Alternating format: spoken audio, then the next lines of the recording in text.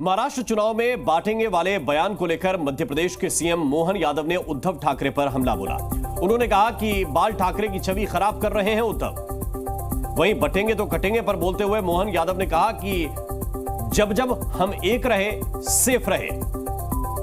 प्रसाद ग्रहण करते हुए सर कैसा दौरा बीत रहा है आपका महाराष्ट्र?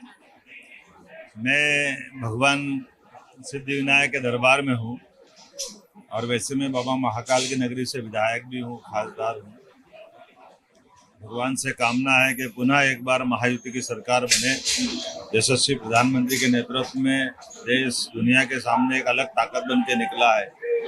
ऐसे में महाराष्ट्र और इस झारखंड और बाकी सारे उपचुनाव में भी जीतना उतना ही जरूरी है और जिस प्रकार का रिस्पांस दिखाई दे रहा है निश्चित रूप से भाजपा की सरकार बनने जाए। सर इस पूरे चुनाव में बटेंगे तो कटेंगे, एक है तो सेफ है, यही नारे बुलंद हुए। कल उद्धव ठाकरे जी ने एक बहुत बड़ा बयान दिया। उन्होंने कहा फडणवीस जी का नाम लेके कि अगर आप मुंबई की तरफ नजर उठाएंगे तो काटेंगे।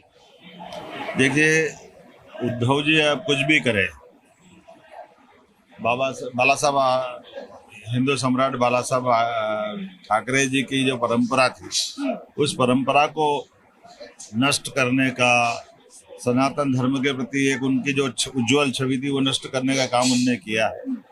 ऐसे में महाराष्ट्र की जनता उनको माफ नहीं करेगी। अब वो अपने चुनाव हारने के कगार पे है, ऐसे में वो कुछ भी कहे जनता में कोई असर नहीं है। लेकिन काटेंगे, आपको लगता है भाषा की मर्यादा जो है? नहीं, एक रहेंगे, सेफ रहेंगे। ये बिल्कुल ध्यान रखने वाली बात भी है कि हमारे अतीत के काल में जब भी हम एक रहे तो हम सब चीजों से बाहर आए हैं और यशस्वी प्रधानमंत्री ने जो कहा बिल्कुल सही कहा।